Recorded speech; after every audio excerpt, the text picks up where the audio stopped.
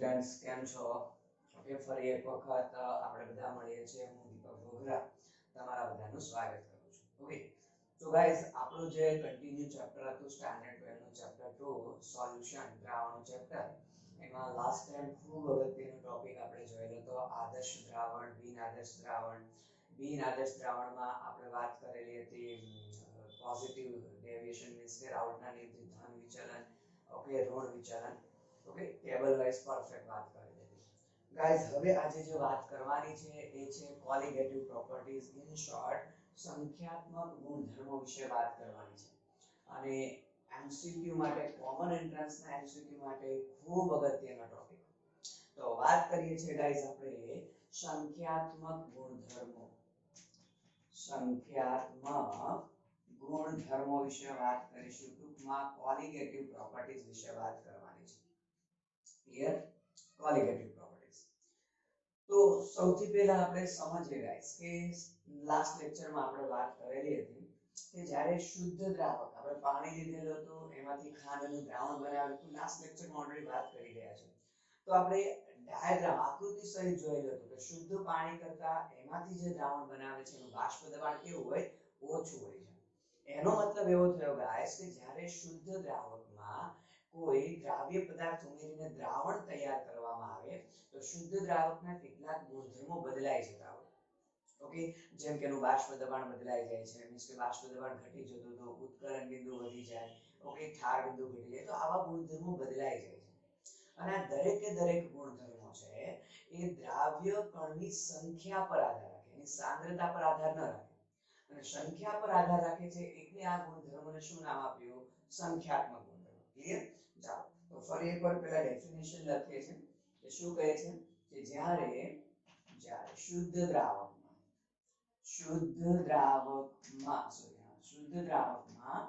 દ્રાવ્ય પદાર્થ ઉમેરીને દ્રાવણ બનાવવામાં આવે, દ્રાવણ તૈયાર કરવામાં આવે છે ત્યારે દ્રાવકના કેટલાક ગુણધર્મો શું થાય છે? બદલાઈ જાય છે. કેટલાક ગુણધર્મો બદલાઈ જાય છે. ઓકે, આ દરેક ગુણધર્મો એ દ્રાવ્ય કણના સ્વભાવ પર નહીં પરંતુ દ્રાવ્ય કણની સાંદ્રતા પર આધાર રાખે છે. દ્રાવ્ય કણની સાંદ્રતા પર આધાર રાખે છે. તો આવા ગુણધર્મને શું કહીએ છીએ ભાઈ? સંખ્યાત્મક ગુણધર્મ. સંખ્યાત્મક. તો દ્રાવ્ય કણની સાંદ્રતા અથવા તો કહેવાય દ્રાવ્ય કણની સંખ્યા પર આધાર રાખે છે. ઓકે, દ્રાવ્ય કણ જોવાના છે તો આવા ગુણધર્મને શું કહે છે? સંખ્યાત્મક ગુણધર્મ કહીએ છીએ આપણે. ક્લિયર છે? ઓકે, કયા કયા ગુણધર્મો? જેમ કે આપણે કહી શકીએ જો કે જેમ કે શુદ્ધ દ્રાવકમાંથી જ્યારે દ્રાવણ બનાવીએ તો બાષ્પ દબાણમાં શું થાય? ઘટાડો થાય. ઓકે, બાષ્પ દબાણમાં ઘટાડો થાય છે. ઉત્કલન બિંદુ વધી જાય તો ઉત્કલન બિંદુ વધે છે. ઠાર બિંદુ ઘટે છે. શુદ્ધ દ્રાવક નું ઠાર બિંદુ હોય એની કરતા દ્રાવણનું ઠાર બિંદુ કેવું હોય? ઓછું હોય. અભિસરણ દબાણ બદલાઈ જાય છે તો અભિસરણ દબાણ પણ શું થાય? બદલાય. તો આ દરેક ગુણધર્મો એવા છે કે જે દ્રાવ્ય કણની સંખ્યા પર આધાર રાખે છે અથવા દ્રાવ્ય કણની સાંદ્રતા પર આધાર રાખે. પણ ટૂંકમાં દ્રાવ્ય કણ જોવાનું, દ્રાવણની સાંદ્રતા નહીં, દ્રાવ્ય કણની સાંદ્રતા પર, દ્રાવ્ય કણની સંખ્યા પર. તો આ દરેક ગુણધર્મને શું કહીએ છીએ આપણે? સંખ્યાત્મક ગુણધર્મ કહીએ છીએ. ક્લિયર છે ગાઈસ? ખૂબ અગત્યનો ટોપિક છે. જો કે હજી ચારેય સંખ્યાત્મક ગુણધર્મ ભણવાના બાકી છે, પણ કયા પ્રકારના એમસીક્યુ પૂછાય જરા ધ્યાન આપી લો. ઓકે, તો એ પહેલા આપણે કન્સેપ્ટ લખીએ. જોજો, એનો મતલબ જેમ દ્રાવ્ય કણની, જો આટલું યાદ રાખો એટલે આ ટોપિક રિલેટેડ એમસીક્યુ સોલ્વ થઈ જાય કે જેમ દ્રાવ્ય કણની સંખ્યા વધે, તેમ તેમ તેમ શું થશે? બાષ્પ દબાણ વધુ ને વધુ ઘટે. તો તેમ તેમ બાષ્પ દબાણ વધારે ઘટે, તેમ તેમ ઉત્કલન બિંદુ ઉન્નયન એટલે ઉત્કલન બિંદુ વધારે વધે, તેમ તેમ ઠાર બિંદુ પણ ઘટે અને અભિસરણ દબાણ પાઈ પણ શું થાય? વધે. આ હિન્ટ યાદ રાખજો એટલે એમસીક્યુ સોલ્વ થશે. ઓકે, કે જેમ જેમ દ્રાવણમાં દ્રાવ્ય કણની સંખ્યા વધતી જાય તેમ તેમ બાષ્પ દબાણ વધુ ને વધુ ઘટશે, ઉત્કલન બિંદુ વધુ ને વધુ વધશે. કઈ રીતે આપણે દરેક ટોપિક વાઇઝ જ્યારે દરેક ટોપિક શીખીશું ત્યારે વચ્ચે ડિસ્કસ કરીશું. ઠાર બિંદુ વધુ ને વધુ ઘટશે, ઠાર બિંદુ વધશે, સોરી અભિસરણ દબાણ વધશે. તો ઓવર આના પરથી એમસીક્યુ એ પહેલા કહી કે તો કયા ચાર સંખ્યાત્મક ગુણધર્મ ભણવાના છે? તો ચાર સંખ્યાત્મક ગુણધર્મ આપણે આજ ભણવાના છે. પહેલું કે બાષ્પ દબાણનો સાપેક્ષ ઘટાડો, બાષ્પ દબાણનો સાપેક્ષ ઘટાડો. જોજો ગાઈસ, સંખ્યાત્મક ગુણધર્મમાં બાષ્પ દબાણનો સાપેક્ષ, શુદ્ધ દ્રાવકની સાપેક્ષમાં કહીશું સાપેક્ષ ઘટાડો. ઓકે, સેકન્ડ આપણે કહીશું ઉત્કલન બિંદુ ઉન્નયન, ઉત્કલન બિંદુ ઉન્નયન. ત્રીજું આપણે કહીશું ઠાર બિંદુ અવનયન, ઠાર બિંદુ અવનયન એટલે ઘટશે. અને ચોથું આપણે કહીશું અભિસરણ દબાણ, અભિસરણ દબાણ. તો આ ચારને આપણે સંખ્યાત્મક ગુણધર્મો કહીએ છીએ. શું કહે છે? સંખ્યાત્મક ગુણધર્મો. ઓકે, એનો મતલબ જેમ જેમ દ્રાવ્ય કણની સંખ્યા વધશે એમ બાષ્પ દબાણ વધુ ને વધુ ઘટતું જશે, સાપેક્ષ ઘટાડો વધારે થશે, ઉત્કલન બિંદુ વધુ ને વધુ ઊંચું જશે, ઠાર બિંદુ વધુ ને વધુ નીચું જશે, અભિસરણ દબાણ પણ વધશે. તો આ ચારને આપણે સંખ્યાત્મક ગુણધર્મ કહીએ છીએ. ઓકે, સપોઝ ક્વેશ્ચન આ રીતનો તમને પૂછાય, માની લો કે ક્વેશ્ચન આ રીતનો છે કે નીચેના પૈકી ખાલી જગ્યાનું ઓકે બાષ્પ દબાણ, ખાલી જગ્યાનું બાષ્પ દબાણ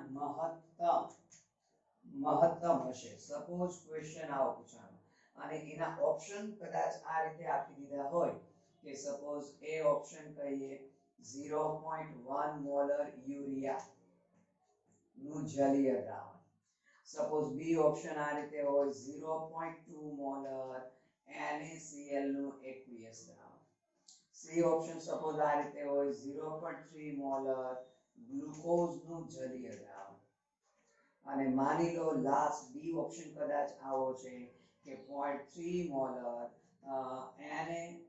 Na2CO3 અથવા તો માની લો ચાલશે Na2SO4 નું જલીય દ્રાવણ. આવી રીતના સપોઝ ઓપ્શન છે. જોજો આટલી વસ્તુ આવડે એટલે આને રિલેટેડ એમસીક્યુ સોલ્વ. મેં શું લખેલું છે? જેમ જેમ દ્રાવ્ય કણની સંખ્યા વધે એમ બાષ્પ દબાણ વધુ ને વધુ ઘટે. બરાબર, તો આપણને શું પૂછેલું છે? મહત્તમ બાષ્પ દબાણ જોઈએ છે. આપણા ક્વેશ્ચનમાં આપણે શું જોઈએ છે? મહત્તમ બાષ્પ દબાણ જોઈએ છે. ક્લિયર? તો એ પહેલા આપણે દ્રાવ્ય કણની સાંદ્રતા ગણવાની છે. દ્રાવ્ય કણની સાંદ્રતા. તો ગાઈસ યુરિયા, ગ્લુકોઝ, સુક્રોઝ આ બધા પદાર્થ એવા છે કે જે જલીય દ્રાવણમાં મુક્ત અણુ સ્વરૂપે, નોટ કરવું હોય તો કરી લેજો. Urea, glucose, sucrose, fructose, maltose આ બધા એના જલીય દ્રાવણમાં મુક્ત અણુ સ્વરૂપે હોય. એનું સુયોજનય ન થાય, વિયોજનય ન થાય. ટૂંકમાં સુક્રોઝના બે અણુ જોડાશે નહીં કે સુક્રોઝના ટુકડા પણ નહીં થાય એમ. ઓકે, તો શું કહે છે કે આ બધા અણુઓ જલીય દ્રાવણમાં મુક્ત અણુ સ્વરૂપે હોય એટલે પ્રત્યેક મીન્સ કે યુરિયા છે એ ઘટક કણ તરીકે જ હશે. એનું સુયોજન વિયોજન નહીં થાય, એમાં ટુકડાય નહીં થાય, જોડાશે નહીં.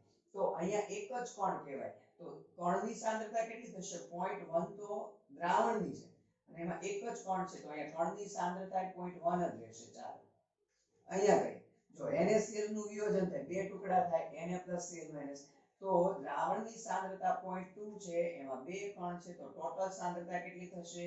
0.4 મોલર. ફરી ગ્લુકોઝ નું સુયોજન વિયોજન નહીં થાય તો પોતે મુક્ત અણુ સ્વરૂપે જ હોય એટલે દ્રાવણની સાંદ્રતા 0.3 અને ગ્લુકોઝ 1 તો ફરી પાછું 0.3 મોલર થશે.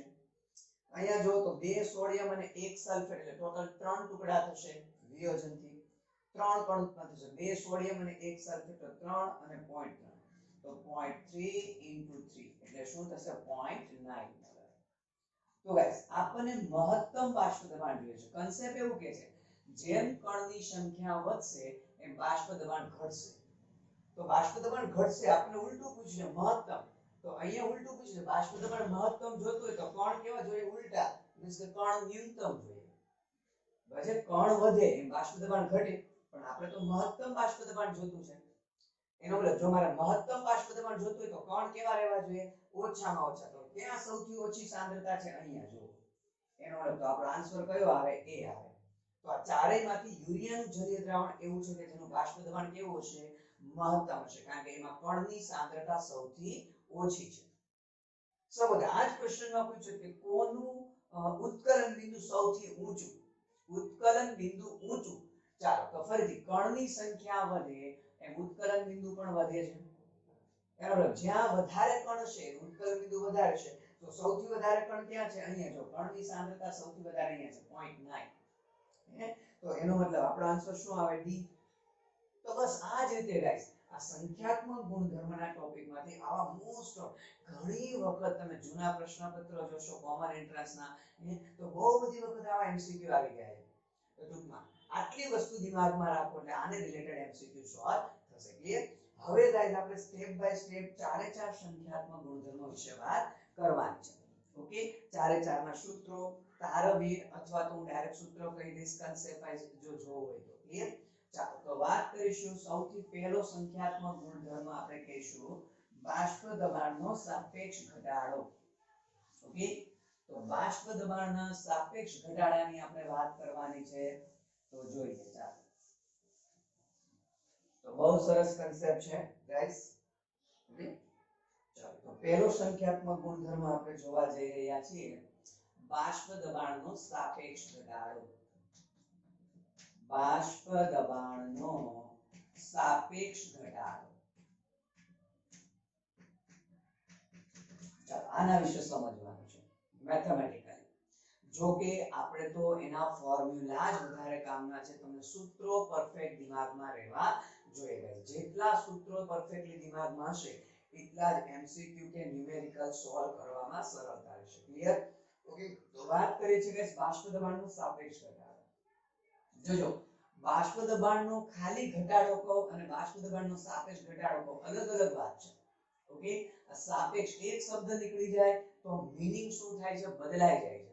એટલે ન્યુમેરિકલ કે એમસીક્યુ માં જ્યારે વિધાન આપેલું તો પરફેક્ટ વાંચજો કે બાષ્પ દબાણનો ઘટાડો શબ્દ છે કે બાષ્પ દબાણનો સાપેક્ષ ઘટાડો છે.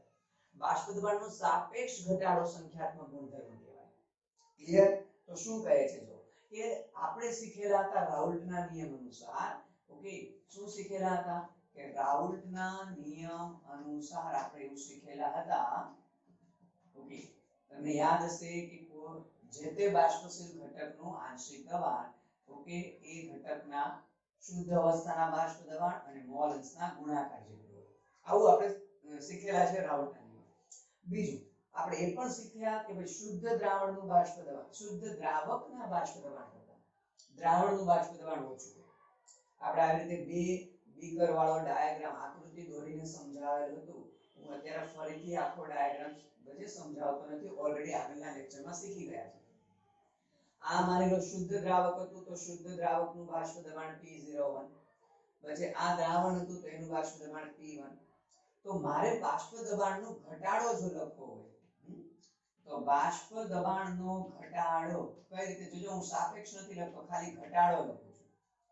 તો મોટામાંથી નાનું બાદ થાય એટલે બજે બાષ્પ દબાણનો ઘટાડો તો ડેલ્ટા P એટલે શું લખી શકાય P01 P1 મોટામાંથી નાનું બાદ થાય. ક્લિયર? તો બાષ્પ દબાણનો ઘટાડો તો ડેલ્ટા P થાય, ટૂંકમાં P01 P1. હવે ચાલો P1 ની કિંમત આપણે મૂકી લઈએ તો P01 તો એમનેમ છે, P1 ને બદલે P01x1 થશે. ક્લિયર? તો P01 આપણે ફરી કોમન કાઢીએ તો 1 x1 અને આપણે બી ખ્યાલ છે P01 x1 એટલે x2 થશે. તો જો ડેલ્ટા P આપણને શું મળ્યું P01x2. આપણે એ બી વાત કરેલી છે 1 એ દ્રાવક માટે વપરાય એટલે આ દ્રાવકના મોલન્સ થયા, 2 એ દ્રાવ્ય માટે વપરાય છે એટલે દ્રાવ્યના મોલન્સ થયા. ક્લિયર?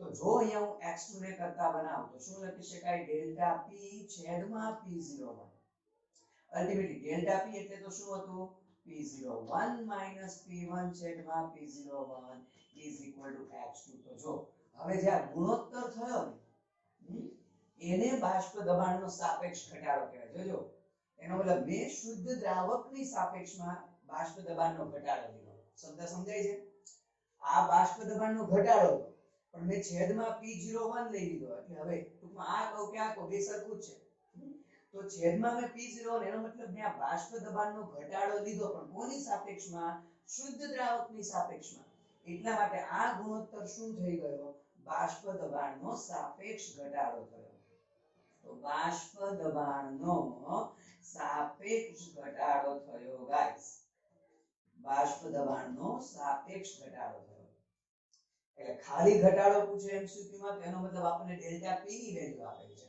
પણ સાપેક્ષ ઘટાડો પૂછે તો અલ્ટિમેટલી દ્રાવ્યના મોલેસ જેટલું થાય તો આ x2 આપણે ખબર છે ચાલો x2 શું લખીશું કે દ્રાવ્યના મોલેસ છે x2 શું થશે ગાઈસ દ્રાવ્યનો મોલેસ થશે ક્લિયર છે ગાઈસ ઓકે પણ આપણને એ બી ખબર છે x2 એટલે તો શું લખી શકાય કે દ્રાવ્યના મોલ છેદમાં કુલ મોલ ટૂંકમાં દ્રાવક અને દ્રાવ્ય બંને ક્લિયર ઓકે બીજું એ બી કહીએ તો જો આ સમીકરણને આપણે આ રીતે લખીએ પછી p01 p1 છેદમાં p01 is equal to n2 ના છેદમાં n1 plus n2 પણ ગાઈસ સંખ્યાત્મક ગુણધર્મો છે એનો મીનિંગ એનો મતલબ મંદ દ્રાવણો માટે હોય શું કામ સાંદ્ર દ્રાવણો હોય તો એમાં અણુઓની સાંદ્રતા વધારે હોય અણુ વચ્ચેનું અંતર ઓછું હોય અને જો અણુ વચ્ચેનું અંતર ઓછું હોય તો આપણે આંતરઆણ્વીય આકર્ષણ બળને ધ્યાનમાં લેવું પડે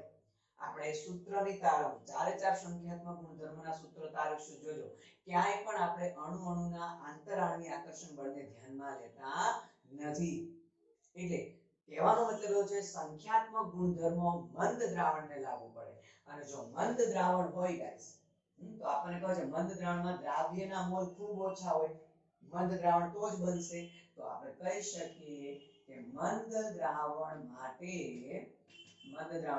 n2 is very less than n1 so therefore હું n1 plus n2 round about ખાલી શું લઈ શકું n1 જ તો હવે આ સૂત્રને હું કઈ રીતે લખીશ જો ગાઈસ તો આ સૂત્રને હવે આપણે લખીશું કે p01 p1 છેદમાં p01 is equal to n2 by n1 હજુ જો કહી દે મોલ એટલે આપણને ખબર છે વજન ભાગ્યા અણુભાર તો p01 p1 છેદમાં p01 તો n2 ની જગ્યાએ w2 upon n2 n1 ની જગ્યાએ w1 છેદમાં છેદનો છેદ અંશમાં m1 તો ગાઈસ આ સૂત્ર પરથી આપણે અજ્ઞાત પદાર્થનું આણ્વીય દળ ગણી શકીએ તો m2 ને જો હું કરતા બનાવી દઉં તો p01 w2 m1 છેદમાં મેં m2 ને કરતા બનાવ્યો છે છેદમાં p01 p1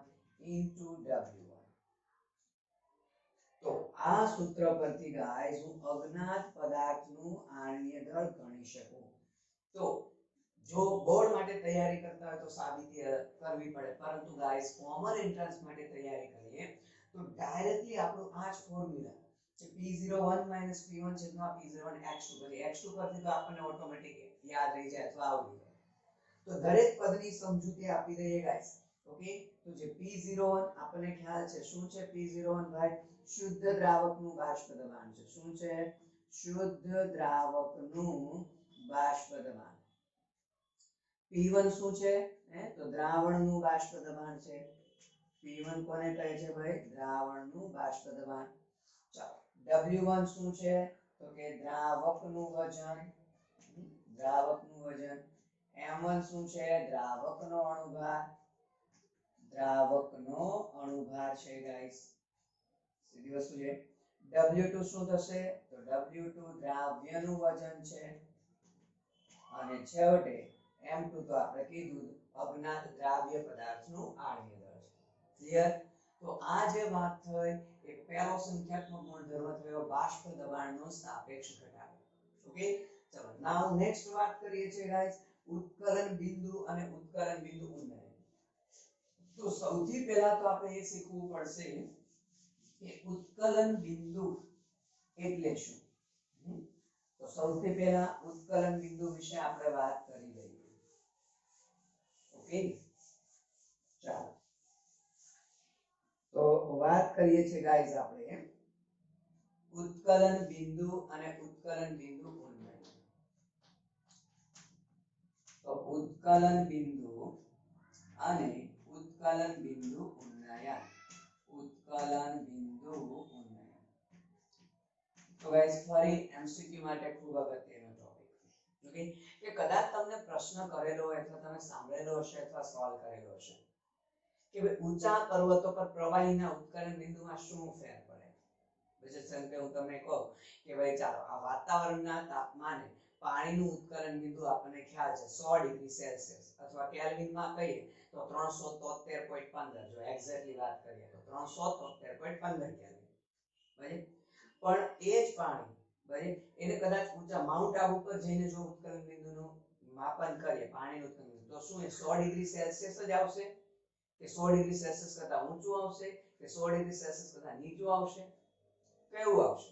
બરાબર, એનો જવાબ હમણાં આપણને મળશે।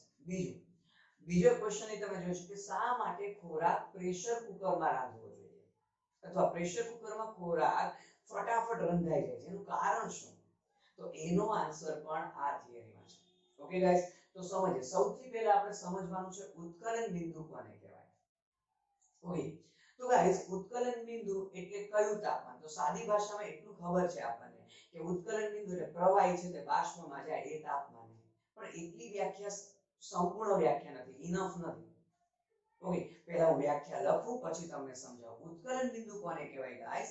કે એવું તાપમાન જે તાપમાને પ્રવાહીનું બાષ્પ દબાણ એ વાતાવરણના બાષ્પ દબાણ જેટલું થાય, મીન્સ કે પ્રવાહી જે પણ વાતાવરણમાં છે અત્યારે આ સમુદ્રની સપાટી કહેવાય, આપણે રહીએ છીએ તે માઉન્ટ આબુ પર જઈએ તો એ સમુદ્રની સપાટીથી ઉપરની ઊંચી સપાટી કહેવાય। તો જે વાતાવરણમાં આપણું પ્રવાહી હોય એ વાતાવરણના દબાણ જેટલું જો પ્રવાહીનું બાષ્પ દબાણ થાય તે તાપમાનને તે પ્રવાહીનું શું કહેવાય? उत्कलन બિંદુ। ઓકે, જો પહેલા ડેફિનેશન લખીએ છીએ તો ડેફિનેશન શું લખીએ છીએ? આ રીતે કે उत्कलन બિંદુ કોને કહેશું? તો उत्कलन બિંદુની વ્યાખ્યા લખીએ છીએ ગાઈસ આપણે કે જે તાપમાને પ્રવાહીનું બાષ્પ દબાણ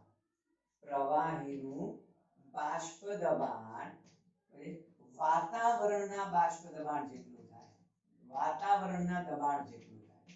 જનરલી આપણે બજે આ રૂમ ટેમ્પરેચર એટલે સમુદ્રની સપાટીએ જ માપીએ છીએ તો આપણે જનરલી વાતાવરણનું દબાણ કેટલું લઈએ છીએ? એક વાતાવરણ 12 માં કહીએ તો 1.013 bar। ઓકે, બેમાંથી કોઈ બી યુઝ કરો કઈ પ્રોબ્લેમ નથી।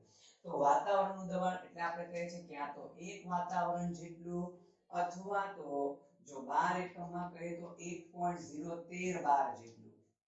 તો વાતાવરણના દબાણ જેટલું થાય તે તાપમાનને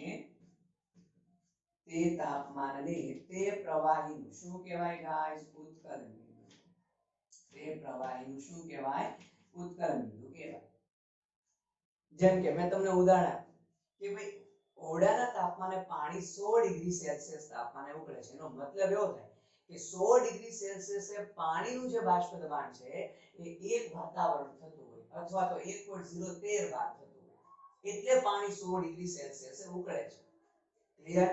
ઓકે, તો જો ઉદાહરણ મારે આપવું હોય તો આપી શકીએ। આ રીતે આપણે લખી શકાય કે ફોર એક્ઝામ્પલ પાણી। ઓકે, પાણી છે, પાણીનું उत्कलन બિંદુ કેટલું છે ભાઈ? પાણીનું उत्कलन બિંદુ 100 ડિગ્રી સેલ્સિયસ અથવા એક્ઝેક્ટલી કહે તો 373.15 કેલ્વિન છે। તો આનો મતલબ એવો થાય કે 100 ડિગ્રી સેલ્સિયસ તાપમાને પાણીનું બાષ્પ દબાણ કેટલું થતું હશે? પાણીનું બાષ્પ દબાણ એક વાતાવરણ જેટલું થતું હોય।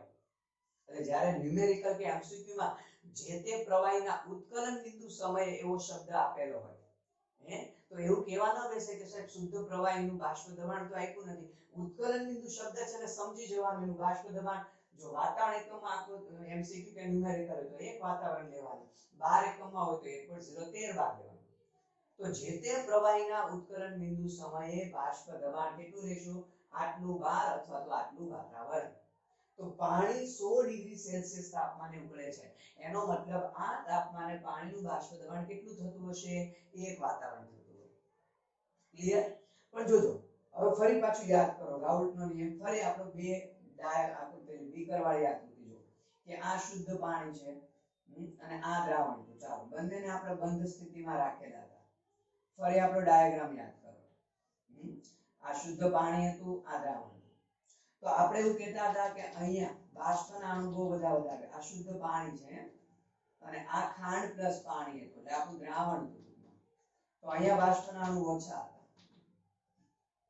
તો સીધી વસ્તુ છે. ચાલો બંનેના ઉત્કલન બિંદુ માપવા છે. શુદ્ધ પાણી અને દ્રાવણ બંનેની કમ્પેર કરવી છે. તો બંનેનું ઓરડાનું તાપમાન ચાલો 25 ડિગ્રી સેલ્સિયસ છે અત્યારે. હવે ધીમે ધીમે તાપમાન વધારે છે. જ્યારે 100 ડિગ્રી સેલ્સિયસ તાપમાન આવશે તો પાણીનું જે અહીંયા બાષ્પ દ્વારા લાગતું દબાણ છે, બાષ્પ દબાણ છે કેટલું થઈ ગયું હશે? 1 વાતાવરણ થઈ ગયું છે. પણ જો શુદ્ધ પાણી કરતા તેમાંથી બનાવેલા દ્રાવણનું બાષ્પ દબાણ તો ઓછું હોય, આપણે શીખી ગયા છીએ. તો જે 100 ડિગ્રી સેલ્સિયસે પાણીનું બાષ્પ દબાણ 1 વાતાવરણ થઈ જતું હતું, તો એ 100 ડિગ્રી સેલ્સિયસે દ્રાવણનું બાષ્પ દબાણ જે 1 વાતાવરણ થયું હશે નહીં. કારણ કે દ્રાવક કરતા તો દ્રાવણનું બાષ્પ દબાણ ઓછું હોય. તો હજી દ્રાવકનું 1 વાતાવરણ થયું છે તો દ્રાવણનું 1 વાતાવરણ કરતા હજી ઓછું હશે. સીધી વસ્તુ છે. તો એનો મતલબ જો મારે આનું બાષ્પ દબાણ 1 વાતાવરણ કરવું હોય, આનું બાષ્પ દબાણ 1 વાતાવરણ કરવું તો હજુ મારે તાપમાન 100 ડિગ્રી સેલ્સિયસ કરતા શું કરવું પડે? વધારવું પડે. તો સાબિત થાય છે કે શુદ્ધ દ્રાવકમાંથી બનાવેલા દ્રાવણનું બાષ્પ દબાણ ઘટે અને આપણને ખબર છે બાષ્પ દબાણ તાપમાનના વધારા સાથે વધે. ક્લિયર છે? બાષ્પ દબાણ તાપમાનના વધારા સાથે વધે. તો એનો મતલબ જો મારે દ્રાવણનું બાષ્પ દબાણ 1 વાતાવરણ જેટલું કરવું હોય તો તાપમાન હજુ મારે 100 ડિગ્રી સેલ્સિયસ કરતા વધારવું પડે. તો સાબિત થાય છે કે શુદ્ધ દ્રાવક કરતા તેમાંથી બનાવેલા દ્રાવણનું ઉત્કલન બિંદુ કેવું હોય? ઊંચું હોય. અને શુદ્ધ દ્રાવક કરતા દ્રાવણના ઉત્કલન બિંદુમાં જે આ વધારો થાય છે એ વધારાને જ ઉત્કલન બિંદુ ઉન્નયન કહેવાય. ક્લિયર? તો આ બધું ડિસ્કશન હું લખીશ નહીં ગાઈસ, મેં તમને સમજાવ્યું. લખવામાં બહુ બધો ટાઈમ જશે, હું મેઇન પોઈન્ટ જ લખીશ. ઓકે, એક વખત ફરી આટે કહી દે. આપણે શું કહી દીધું કે પાણીનું ઉત્કલન બિંદુ 100 degree Celsius in short 373.15 kelvin છે. એનો મતલબ એવો થાય કે આ તાપમાને પાણીનું બાષ્પ દબાણ 1.013 bar અથવા 1 વાતાવરણ થતું હોય. પણ આપણે એ પણ કીધું શુદ્ધ પાણીમાંથી જ્યારે દ્રાવણ બનાવીએ તો શુદ્ધ દ્રાવક કરતા દ્રાવણનું બાષ્પ દબાણ ઓછું હોય. તો 100 ડિગ્રી સેલ્સિયસ તાપમાને જ્યારે પાણીનું બાષ્પ દબાણ હજુ 1 વાતાવરણ થાય છે તો 100 ડિગ્રીએ આની કરતા આનું બાષ્પ દબાણ ઓછું હોય એટલે આનું બાષ્પ દબાણ 1 વાતાવરણ કરતા નીચું હશે. પણ આપણે કીધું બાષ્પ દબાણ તાપમાન પર આધાર રાખે છે. તાપમાન વધે એમ બાષ્પ દબાણ વધે. એટલે જો આનું બાષ્પ દબાણ હજુ મારે 1 વાતાવરણ કરવું હોય તો તાપમાન મારે 100 ડિગ્રી સેલ્સિયસ કરતા શું લઈ જવું પડે? ઊંચું લઈ જવું પડે ગાઈસ. તો શુદ્ધ દ્રાવક કરતા દ્રાવણના ઉત્કલન બિંદુમાં જે આ વધારો થાય છે એ વધારાને શું કહેવાય? ઉત્કલન બિંદુ ઉન્નયન, કે જેને આપણે ડેલ્ટા ટીબી વડે દર્શાવીએ છીએ. કે શુદ્ધ દ્રાવક કરતા દ્રાવણના ઉત્કલન બિંદુમાં થતા વધારાને શું કહેશો? ઉત્કલન બિંદુ ઉન્નયન ડેલ્ટા ટીબી. તો માની લો હું શુદ્ધ દ્રાવકના ઉત્કલન બિંદુને T0b વડે દર્શાવું, હું દ્રાવણના ઉત્કલન બિંદુને TB વડે દર્શાવું. તો ઉત્કલન બિંદુ ઉન્નયન ડેલ્ટા ટીબી કઈ રીતે લખાશે? મોટામાંથી નાનું બાદ થાય. આની કરતા વધારે છે તો TB માઈનસ શું થશે? T0b. ટૂંકમાં દ્રાવણનું ઉત્કલન બિંદુ માઈનસ દ્રાવકનું ઉત્કલન બિંદુ. ક્લિયર? દ્રાવણનું ઉત્કલન બિંદુ માઈનસ દ્રાવકનું ઉત્કલન બિંદુ. તો આ ડેલ્ટા ટીબી શું થયું? ઉત્કલન બિંદુ ઉન્નયન થયું. જો આ બંનેને ગ્રાફ દ્વારા સમજાવવાનો પ્રયત્ન કરીએ, આલેખ દ્વારા સમજાવવાનો પ્રયત્ન કરીએ ગાઈસ, તો જો આપણે આલેખીય સમજૂતી આપી દઈએ કે માની લો આપણે x અક્ષ ઉપર તાપમાન લઈ લઈએ છીએ. x અક્ષ ઉપર શું લઈએ છીએ? તાપમાન.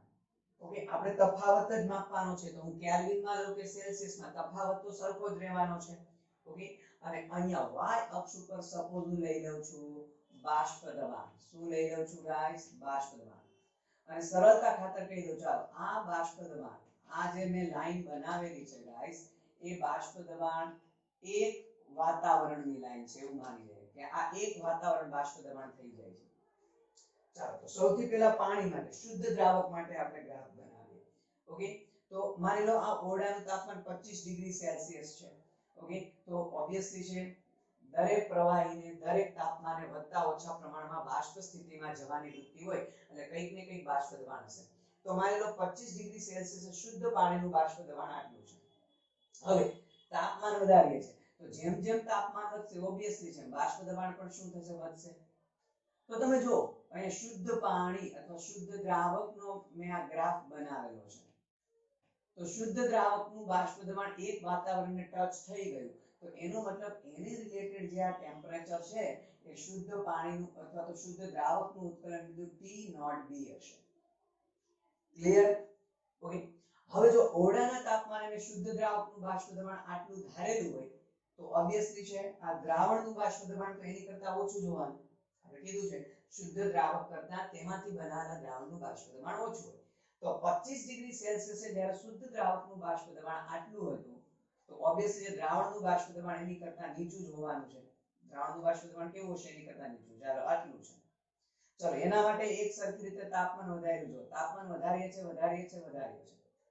તો તાપમાન વધારતા જાય તો તમે જોઈ શકો જે તાપમાને શુદ્ધ દ્રાવક માટે બાષ્પ દબાણ એક વાતાવરણ થઈ ગયું હતું એ તાપમાને હજુ દ્રાવણ છે એનું બાષ્પ દબાણ એક વાતાવરણ કરતા આટલું ઓછું છે.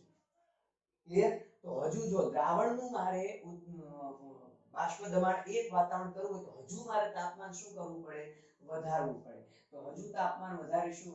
ચાલો વધારી દીધું. ક્લિયર? તાપમાન વધારી દીધું. તો હવે જો એ એક વાતાવરણને ટચ થઈ જાય છે તો આને આપણે કહીશું ગાઈસ દ્રાવણનું ઉત્કલન બિંદુ T. અને આ જે ઉત્કલન બિંદુનો વધારો થયો એને આપણે કહીશું ડેલ્ટા ટીબી. ક્લિયર છે ગાઈસ? સમજાય છે ગ્રાફ પરથી? તો ડેલ્ટા ટીબી એટલે મોટામાંથી નાનું બાદ કરીએ તો TB minus T0. In short દ્રાવણનું ઉત્કલન બિંદુ માઈનસ દ્રાવકનું ઉત્કલન બિંદુ. ક્લિયર? જો મેથેમેટિકલ કહેવા જઈએ તો પ્રયોગો દ્વારા પ્રૂફ થયું છે ઓકે કે ઉત્કલન બિંદુ ઉન્નયન છે તે મોલલ સાંદ્રતાને શું હોય, સમપ્રમાણ હોય. જો કે ગાઈસ આખી સાબિતી છે કે આ સૂત્ર કઈ રીતે આવ્યું પણ અત્યારે હું આખી સાબિતી નહીં કહું, પોઈન્ટ ટુ પોઈન્ટ જઈશ. ઓકે, ફોર્મ્યુલા દિમાગમાં પરફેક્ટલી રહેવા જોઈએ. ઓકે, તો મોલલ સાંદ્રતાને સમપ્રમાણમાં હોય તો ડેલ્ટા ટીબી પ્રોપોર્શનાલિટી હટાવીને મૂકી દઈએ kb m. તો kb ને શું કહીશું? ચાલો તો અહીંયા જો હું kb ને કરતા બનાવી દઉં તો થઈ ગયું delta TB upon small m. Guys kb ને મોલલ ઉન્નયન અચળાંક કહેવાય અથવા ઉત્કલન બિંદુ ઉન્નયન અચળાંક કહેવાય અથવા પ્યોર ગુજરાતીમાં કવચનાક અચળાંક, ઇંગ્લિશમાં એબ્યુલોસ્કોપિક કોન્સ્ટન્ટ કહેવાય. જુદા જુદા નામ છે. ફરી kb ને શું કીધું? મોલલ, કારણ કે મોલલ સાંદ્રતા છે. મોલલ ઉન્નયન ઉત્કલન બિંદુ વધે છે તો મોલલ ઉન્નયન અચળાંક કહેવાય અથવા ઉત્કલન બિંદુ ઉન્નયન અચળાંક કહેવાય અથવા એબ્યુલોસ્કોપિક કોન્સ્ટન્ટ કે જેનું ગુજરાતી છે કવચનાક અચળાંક. શું છે? કવચનાક અચળાંક. ક્લિયર? તો જો kb ની ડેફિનેશન આપવી તો એ બની જાય. kb ની ડેફિનેશન કઈ રીતે બનશે કે માની લો એક મોલલ સાંદ્રતા લઈ લો, દ્રાવણની મોલારિટી કેટલી લઈ લો? 1. તો સીધું જો હું મોલારિટી 1 લઈ લઉં તો ડાયરેક્ટલી શું થઈ જાય? Delta TB. તો વ્યાખ્યા ઓટોમેટિક બની ગઈ કે એક મોલલ દ્રાવણના ઉત્કલન બિંદુમાં જે વધારો થાય એ વધારાને શું કહેવાય? kb. ક્લિયર? શું થઈ ગઈ ડેફિનેશન કે એક મોલલ દ્રાવણના ઉત્કલન બિંદુમાં થતા ઉન્નયનને અથવા વધારાને જ શું કહેશું આપણે? kb કહેશું. એક મોલલ દ્રાવણના ઉત્કલન બિંદુમાં થતા વધારાને ઉત્કલન બિંદુમાં થતા ઉન્નયનને જ આપણે શું કહીએ છીએ ગાઈસ? kb કહીએ છીએ. અને મોલારિટી તો આપણે બધાને ખબર છે કે 1 કિલોગ્રામ દ્રાવકમાં જો દ્રાવ્ય પદાર્થનો 1 મોલ જથ્થો, ટૂંકમાં અણુભાર જેટલો જથ્થો ઓગાળે તો 1 મોલલ દ્રાવણ કહેવાય. ક્લિયર? તો મોલારિટીનું સૂત્ર તો આપણને ખ્યાલ છે. ચાલો તો મોલારિટીનું સૂત્ર શું કહીશું? તો ડેલ્ટા ટીબી kb મોલારિટી એટલે દ્રાવ્યનું વજન ગ્રામ એકમમાં, છેદમાં આપણે કહીએ તો દ્રાવ્યનો અણુભાર ગ્રામ પ્રતિ મોલ એકમમાં. ઇન્ટુ દ્રાવકનું વજન કિલોગ્રામ એકમમાં. પણ જો દ્રાવકનું વજન ગ્રામ એકમમાં લેશો તો મારે ઉપર શું કરવું પડે? 1000 વડે ગુણવું પડશે. અહીંયા કિલોગ્રામ હોવું જોઈએ, પણ જો તમે ગ્રામ લેશો તો મારે 1000 વડે ગુણવું પડશે ને, ગ્રામ ને કિલોગ્રામમાં કન્વર્ટ કરવા. ક્લિયર? છેદનો છેદ અંશમાં વયો જશે. ઓકે, તો ડેલ્ટા TB = KB * W2 * 1000 છેદમાં M2 * W1. તો આ સૂત્ર પરથી તમે અજ્ઞાત પદાર્થનું આણ્વિય દળ M2 ને કરતા બનાવી દો તો અજ્ઞાત પદાર્થનું આણ્વિય દળ તમે શોધી શકો. ડેલ્ટા TB પ્રાયોગિક રીતે ગણવું પડે, અથવા MCQ કે દાખલામાં તમને આપેલું હોય, KB તમને આપેલો હોય, W2 બધું આપેલું હોય, ખાલી તમને M2 શોધવું હોય, અજ્ઞાત પદાર્થનું આણ્વિય દળ તમે શોધી શકો. ક્લિયર છે ગાઈસ? ઓકે, બીજી વસ્તુ ગાઈસ, KB ને આમાં તમે KB શોધી શકો, KB ને કરતા બનાવી દેશો. સીધી વસ્તુ છે, KB ને કરતા બનાવી દો તો KB આપણે શોધી શકીએ છીએ. પણ KB શોધવાનું એક બીજું સૂત્ર આ પણ છે કે KB = R * T0B² upon delta H vaporization into 1000. પણ ગાઈસ, આ છે મોલર બાષ્પાયન એન્થાલ્પી. વેપોરાઇઝેશન એટલે બાષ્પાયન. આ મોલર બાષ્પાયન એન્થાલ્પી છે. આપણે KB ગણવા માટે તો દ્રાવકના પ્રતિ ગ્રામ દીઠ ગણવું પડે. આ તો મોલર એટલે 1 મોલ દીઠ થયું, અને આપણે જોઈએ છે 1 ગ્રામ દીઠ. તો ઓબ્વિયસલી છે આ ડેલ્ટા H વેપોરાઇઝેશન છે એને જો અણુભાર વડે ભાગાકાર કરી નાખો, દ્રાવકના અણુભાર વડે, કારણ કે આ દ્રાવકની મોલર બાષ્પાયન એન્થાલ્પી છે, તો આપણે તો KB ની ગણતરીમાં મોલર બાષ્પાયન એન્થાલ્પી નહીં, આપણે વિશિષ્ટ બાષ્પાયન એન્થાલ્પી જોઈએ છે. અને વિશિષ્ટ એટલે 1 ગ્રામ દીઠ. તો 1 મોલ માટેની છે એને મારે 1 ગ્રામમાં કન્વર્ટ કરવું તો અણુભાર વડે ભાગવું પડે કે સીધો સીધો. તો છેદનો છેદ ક્યાં લઈ જશું? અંશમાં. તો ઓલ ઓવર કઈ રીતે લખીશું? RT0B² છેદ, ઓકે, ડેલ્ટા H વેપોરાઇઝેશન તો છે ઇન્ટુ 1000 છે, અને આ M1 છેદનો છેદ અંશમાં એટલે બરાબર ઉપર. તો R વાયુ અચળાંક છે, T0B એટલે આપણે કહી દીધું છે શુદ્ધ દ્રાવકનું ઉત્કલન બિંદુ છે, M1 એટલે દ્રાવક, જો ભૂલ નહીં કરતા, દ્રાવકનો અણુભાર છે, ડેલ્ટા H વેપોરાઇઝેશન એટલે બાષ્પાયન એન્થાલ્પી, મોલર બાષ્પાયન એન્થાલ્પી છે, કારણ ઓલરેડી અણુભાર વડે ભાગાકાર કરી દીધો, અને બચે ઇન્ટુ 1000. ગાઈસ, હજી તમે આગળ કહી શકો કે આ જે ડેલ્ટા H વેપોરાઇઝેશન અપોન M1 છે ને એનો સિમ્બોલ LV છે. જો તમારું નોલેજ માટે તમને લખું તો હજી આમાંય લખી શકાય કે RT0B² છેદમાં આની જગ્યાએ small LV. Okay, latent heat of vaporisation કહેવાય, latent heat of vaporisation. Okay, તો ઇન શોર્ટ આપણે સાદી ભાષામાં કે વિશિષ્ટ બાષ્પાયન એન્થાલ્પી, વિશિષ્ટ પર ગ્રામ દીઠ. તો આ બેને શું લખાય? LV. LV નો મતલબ થાય ડેલ્ટા H વેપોરાઇઝેશન અપોન M1. તો ડાયરેક્ટલી મેં તમને જો વિશિષ્ટ બાષ્પાયન એન્થાલ્પી આપી હોય તો અણુભાર વડે ભાગાકાર કરવાની જરૂર જ નથી, ડાયરેક્ટ આપણને LV આપેલું હોય, વિશિષ્ટ બાષ્પાયન એન્થાલ્પી. ઓકે, અને ઇન્ટુ 1000 ના 1000 તો છે. Clear guys? ઓકે, બીજું અગત્યનું શું છે ગાઈસ આ થિયરીમાં? તો બીજું અગત્યનું એ વસ્તુ છે કે KB નો એકમ. હવે જનરલી KB નો એકમ જે છે, ઓકે, KB નો એકમ એ તમે કેલ્વિન, કિલોગ્રામ પર મોલ લખતા હો, અથવા તફાવત છે કે મેં કીધું કેલ્વિન કે સેલ્સિયસ સરખું થાય તો ઘણીવાર ડિગ્રી સેલ્સિયસ, કિલોગ્રામ પર મોલ લખતા હો. અલ્ટિમેટલી આ જો આ કિલોગ્રામ પર મોલ એટલે મોલાલિટી ઇન્વર્સ થયું ને, મોલાલિટી નો એકમ શું થાય? મોલ પર કિલોગ્રામ. ઓકે, તો અલ્ટિમેટલી આ ઊંધું થયું ને. જો હું અહીંયા લખી દઉં, મારે અહીંયા KB નો એકમ તારવો છે એટલે હું જગ્યા ખાલી રાખું છું. મોલાલિટી એટલે શું થાય? મોલ પર કિલોગ્રામ. ઓકે, પણ અહીંયા જો શું લખ્યું છે? કિલોગ્રામ પર મોલ, એટલે ઊંધું લખ્યું છે, એનો મતલબ મોલાલિટી છેદમાં હોય. તો હું આ જ એકમને ઘણીવાર સ્ટુડન્ટ્સને કન્ફ્યુઝ કરવા હું આ રીતે લખી શકું, કેલ્વિન મોલાલિટી ઇન્વર્સ, અથવા તો ડિગ્રી સેલ્સિયસ મોલાલિટી. તો સ્ટુડન્ટ કન્ફ્યુઝ થઈ જાય કે સર આવો તો KB નો એકમ છે જ નહીં. પણ આ મોલાલિટી છે ભાઈ, સાચું છે, એકની એક તો વાત થઈ. હવે આ એકમ કઈ રીતે આવ્યો? ઓકે, હવે સ્ટુડન્ટ બીજો એ પણ પ્રશ્ન કરે, સર અહીંયા તો બધા વેઇટ ગ્રામમાં લીધા છે, અહીંયા કિલોગ્રામ છે, તો આને ગ્રામમાં કેબી છે ને ગ્રામમાં કન્વર્ટ ન કરવું પડે? નહીં ભાઈ, કેબી ને ગ્રામમાં કન્વર્ટ નહીં કરવું પડે. આ ગ્રામમાં લીધું છે ત્યારે જ આ કિલોગ્રામ આવ્યું છે. કઈ રીતે? જો આપણે આમાં કેબી ને કરતા બનાવી દઈએ. આમાં આપણે કેબી ને કરતા બનાવીએ તો શું થશે કે delta TB into m2 into w1 છેદમાં શું થઈ જશે w2 ઇન્ટુ 1000. જો ડેલ્ટા ટીબી એટલે કેલ્વિન અથવા ડિગ્રી સેલ્સિયસ, m2 અણુભાર છે એટલે શું થશે ગ્રામ પર મોલ. ક્લિયર? w1 એટલે ફરી ગ્રામ થયું, આખાના છેદમાં જો આપણે વાત કરી દઈએ ફરી પાછું ગ્રામ થયું અને 1000 થયું. તો 1 ગ્રામ તો નીકળી ગયું કે નહીં? તો શું વધ્યું? કેલ્વિન ઇન્ટુ ગ્રામ અપોન મોલ ઇન્ટુ 1000. પણ 1000 ઉપર જાય તો 10⁻³ થઈ જાય. તો હવે આપણને ખબર છે ગ્રામ ઇન્ટુ 10⁻³ એટલે કિલોગ્રામ થયું.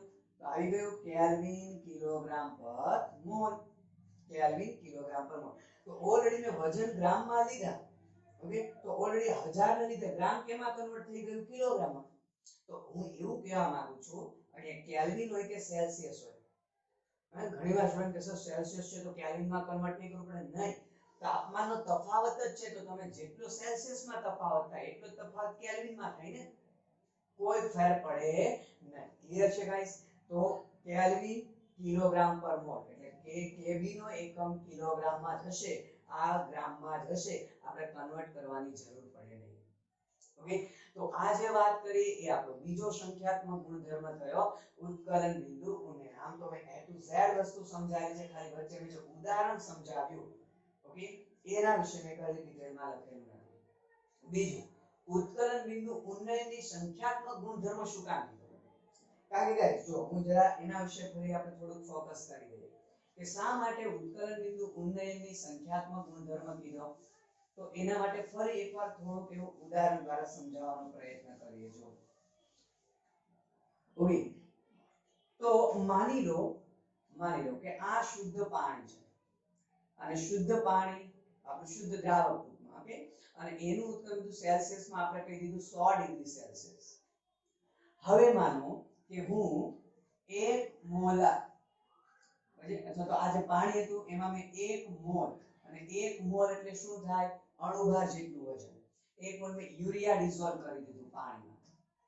હવે યુરિયાનો અણુભાર કેટલો થાય? 60 ગ્રામ પર મોલ. યુરિયાનો અણુભાર 60 ગ્રામ પર મોલ.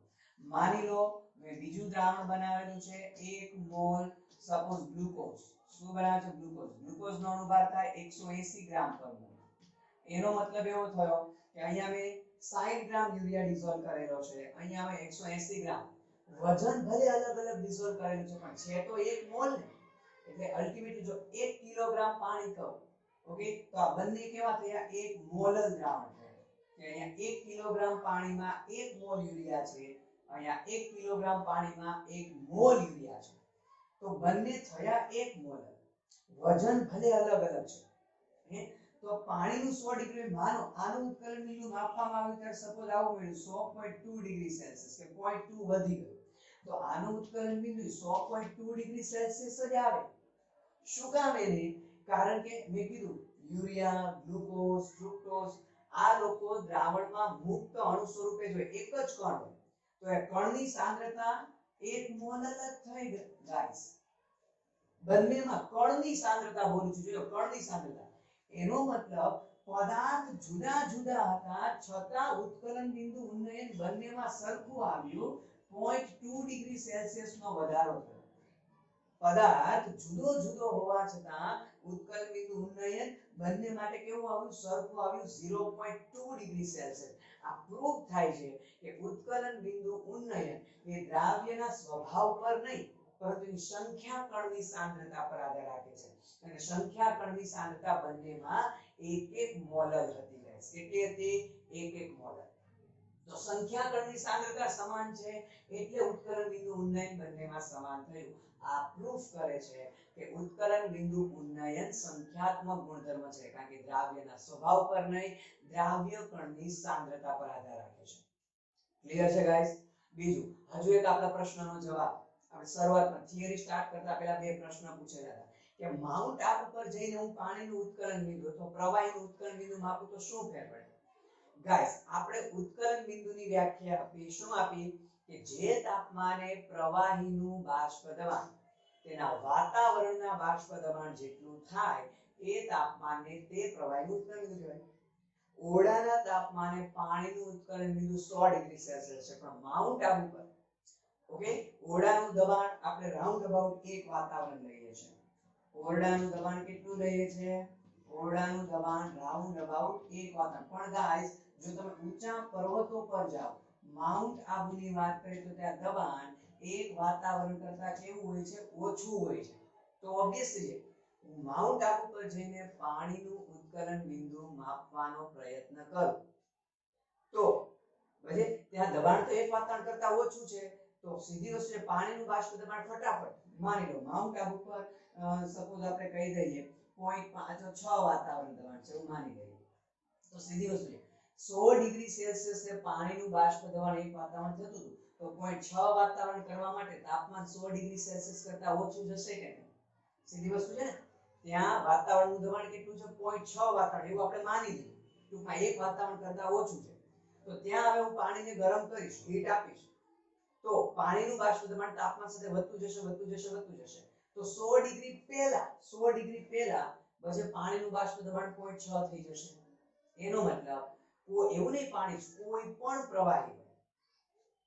પણ પ્રવાહી હોય ઊંચા પર્વતો પર, આપણે દરિયાની સપાટીથી જેમ જેમ ઉપર જઈએ એમ ઊંચા પર્વતો પર દબાણ વાતાવરણના દબાણ કરતા ઓછું હોય, એટલે જે તે પ્રવાહીને આપણે ગરમ કરીએ તો એનું બાષ્પ દબાણ આજુબાજુના દબાણ જેટલું ફટાફટ થઈ જશે. ટૂંકમાં એનું સામાન્ય જે ઉત્કલન બિંદુ હોય એની કરતા ઉત્કલન બિંદુ કેવું આવશે? નીચું આવશે. પાણીનું સામાન્ય ઉત્કલન બિંદુ 100 ડિગ્રી સેલ્સિયસ છે, પણ ઊંચા પર્વત પર જઈને માપીશ તો 100 કરતા કેવું આવશે? નીચું આવશે. ગાઈસ, ખ્યાલ આવે છે? ફરી એક વખત કહી દઉં કે ઓરડાના તાપમાને દબાણ એક વાતાવરણ છે, માઉન્ટ આબુ પર વાતાવરણનું દબાણ એક વાતાવરણ કરતા ઓછું હોય, આપણે સરળતા ખાતર ધારી લીધું 0.6 વાતાવરણ. તો 100 ડિગ્રીએ પાણીનું એક વાતાવરણ બાષ્પ દબાણ થઈ જતું હતું, પણ હવે માઉન્ટ આબુ પર બાષ્પ દબાણ એક વાતાવરણ નથી જવાનું, 0.6 વાતાવરણ સુધી જવાનું છે. તો ઓબ્વિયસલી છે 100 ડિગ્રી સેલ્સિયસ કરતા નીચા તાપમાને પાણીનું બાષ્પ દબાણ 0.6 વાતાવરણ જેટલું થઈ જશે. ટૂંકમાં આજુબાજુના વાતાવરણ જેટલું થઈ જશે. એટલે પાણીનું ઉત્કલન બિંદુ માઉન્ટ આબુ પર જઈને માપો તો 100 ડિગ્રી સેલ્સિયસ કરતા કેવું આવે? નીચું આવે. એવું નહીં, પાણી કોઈ પણ પ્રવાહીનું ઉત્કલન બિંદુ મગજમાં ફિટ કરી દેજો. કોઈ પણ પ્રવાહીનું ઉત્કલન બિંદુ ઊંચા પર્વતો પર એનું જે સામાન્ય ઉત્કલન બિંદુ હોય એની કરતા હંમેશા નીચું આવે. આટલું ક્લિયર? ચાલો, આ એક ક્વેશ્ચનનો જવાબ. બીજો ક્વેશ્ચન આપણે એવું કરેલો હતો કે શા માટે ખોરાક પછી પ્રેશર કુકરમાં ઝડપથી રંધાઈ જાય છે? ગાઈસ, તો પ્રેશર કુકરમાં આપણે ખોરાક જ્યારે બનાવીએ છીએ તો ઓબ્વિયસલી છે કે પાણીનું ઉત્કલન બિંદુ વધે છે. ઉત્કલન બિંદુ ઊંડાઈ. એક સાદી ભાષામાં કહું કે માની લો કે મેં પ્રેશર કુકરમાં બટાટા બાફવા માટે મૂકેલા છે. Simple example. હવે બટાટા બાફવા હોય તો જોજો તમારા મમ્મી અથવા જે પણ રસોઈ બનાવતા હશે તે એ પાણી લેશે પ્રેશર કુકરમાં, એમાં થોડું મીઠું નાખશે અને બટાટા નાખશે. તો પાણીમાં મીઠું આવ્યું એટલે અલ્ટિમેટલી દ્રાવણ થઈ ગયું. તો શુદ્ધ પાણી નથી, દ્રાવણ છે. આપણે કીધું છે શુદ્ધ પાણી કરતા દ્રાવણનું ઉત્કલન બિંદુ વધે. ઓકે, અને કહેવાનો મતલબ તો પ્રેશર કુકર તો બંધ છે. ઓકે, એનું જે ઢાંકણ ફિટ રીતે બંધ કરેલું છે અને દ્રાવણનું ઉત્કલન બિંદુ ઊંચું છે, એટલે વધુ ને વધુ બાષ્પ દબાણ અંદર ભેગી થશે, વરાળ વધુ ભેગી થશે, અને એ વધુ વરાળ ભેગી થવાને લીધે વધુ ગરમી પેદા થશે, અને વધુ ગરમી પેદા થશે તો ખોરાક ફટાફટ શું થશે? રંધાશે. ટૂંકમાં શોર્ટ એન્ડ સિમ્પલ એવું કહી શકાય કે પ્રેશર કુકરમાં પાણીનું ઉત્કલન બિંદુ ઉન્નયન થાય છે. પાણીનું ઉત્કલન બિંદુ શું થાય? વધે. કારણ કે શુદ્ધ પાણી નથી, દ્રાવણ પ્રકારનું પાણી છે, એમાં આપણે મીઠું એડ કરેલું છે. તો પ્રેશર કુકરમાં પાણીનું ઉત્કલન બિંદુ વધે છે, ઇનશોર્ટ પાણીનું ઉત્કલન બિંદુ ઉન્નયન થાય છે, અને એને લીધે પ્રેશર કુકરમાં ખોરાક ફટાફટ રંધાઈ જાય છે. ક્લિયર? તો સાયન્ટિફિકલી રીઝન છે. તો આવા જ ઘણા ખૂબ સારા પ્રશ્નો છે ગાઈસ, પણ આજે આપણે આ ટોપિક અહીંયા જ રાખીશું. ઓકે, નેક્સ્ટ લેક્ચરમાં આપણે ત્રીજો સંખ્યાત્મક ગુણધર્મ ઠાર બિંદુ અવનયન અને અભિસરણ દબાણ જોવાનું છે. અભિસરણ દબાણમાંથી પણ ખૂબ સારા એવા એમસીક્યુ બને છે. ઠાર બિંદુ પરથી પણ જેમ કે એક એમસીક્યુ કહે કે જ્યાં બરફ વર્ષા વધારે થતી હોય, રોડ ઉપર બરફના થર જામી ગયા હોય, તો એના ઉપર કેલ્શિયમ ક્લોરાઇડ કે સોડિયમ ક્લોરાઇડનો છંટકાવ કરવામાં આવે છે. શા માટે? તો આવા બધા પ્રશ્નોના જવાબ ઠાર બિંદુ વાળી થિયરીમાં આવશે. અભિસરણ દબાણમાં પણ ઘણા સારા પ્રશ્નો છે ગાઈસ. ક્લિયર? ઠાર બિંદુ વાળી થિયરી બેઠો આજે ઉત્કલન બિંદુમાં સમજાય એવું છે સૂત્રો વાઇઝ. ફક્ત અહીંયા આપણે દ્રાવણના ઉત્કલન બિંદુમાંથી શુદ્ધ દ્રાવકનું વાત કરતા હતા, ને ઠાર બિંદુ ઘટે, દ્રાવણનું ઠાર બિંદુ ઘટે એટલે આ ઉલટાઈ જશે. એટલો જ ફેર આવશે કે ડેલ્ટા ટીબી, અહીંયા ડેલ્ટા ટીબી એટલે ટીબી માઈનસ ટી0 બી કહીએ છીએ. ત્યાં ડેલ્ટા ટીએફ આવશે, એફ એટલે ફ્રીઝિંગ પોઈન્ટ. તો ત્યાં શું આવશે? T0F - TF, મીન્સ કે આ જે દ્રાવણનું છે ને ઉત્કલન બિંદુ, એટલે દ્રાવણનું ઠાર બિંદુ આની કરતા આગળ આવશે, અહીંયા આવશે. તો મોટું આ થઈ જશે, T0F માંથી TF બાદ કરીશું. ટૂંકમાં આ પદ ઉલટાઈ જશે, બાકી સૂત્રો વાઇઝ બધું કેવું છે? સરખું છે. ક્લિયર છે ગાઈસ? ઓકે, તો અહીંયા સુધી રાખીએ છીએ. ત્યાં સુધી આ ટોપિક રિલેટેડ બધા MCQ સોલ્વ કરો. Clear? Best of luck guys.